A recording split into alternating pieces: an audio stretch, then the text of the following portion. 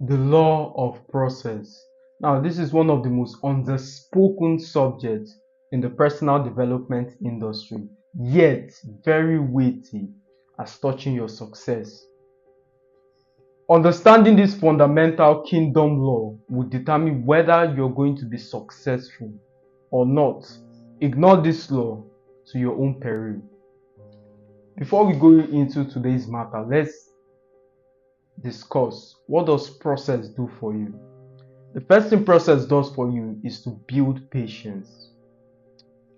When you ask God for something, especially in prayer, one of the ways he answers you is not to give you your desires immediately, but to build you to become the kind of person that naturally gets that desired result.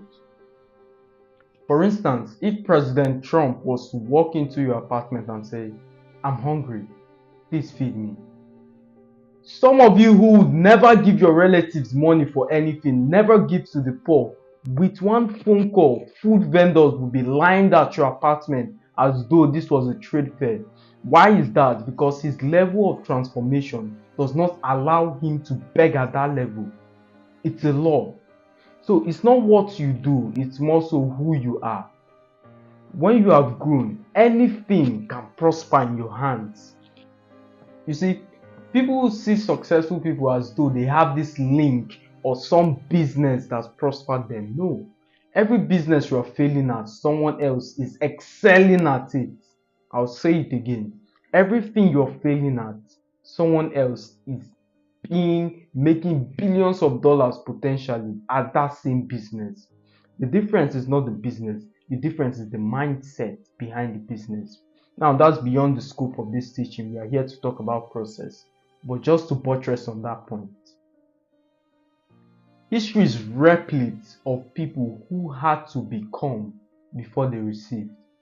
Let's take, for instance, the wife of the late prophet.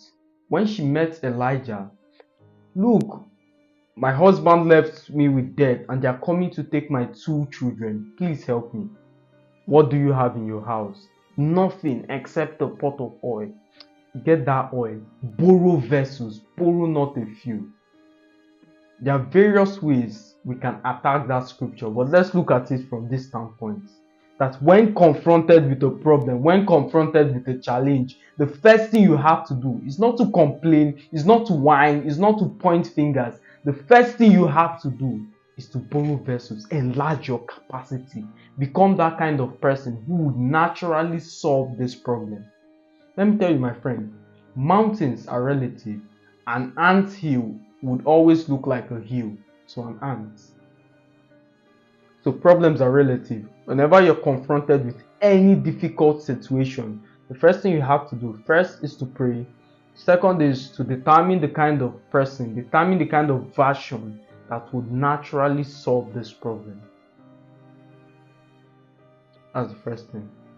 See, nobody walks through fire and comes out the same, even meat. I was reading the book of Sirach and he said something very interesting. As gold is the test of fire, so is humiliation the test of the human character. When you see things, especially your process, or you're trying to do this big thing and it's humiliating you or it's bringing down your status from a sociological standpoint, be wary. Anytime your season or anytime your circumstance starts to humiliate you, that's the time you should pay attention and become more determined than ever. I'm not saying you should be complacent with your situation and accept it. No, that's not what I'm saying. But be very careful, be wary of offense, be wary of complaint. That's the time you should intensify on your goals even more. The law of process. Some years ago, I asked God, I told him, I want to be very great. And after that statement, what followed me was one problem, one challenge after the other. No rest, solving problems, studying, 16 hours work every single day. For very long, I didn't understand what that process was building me to become. But like I said, The first way God answers your prayer is to make you become the kind of person who would host that level of results you desire.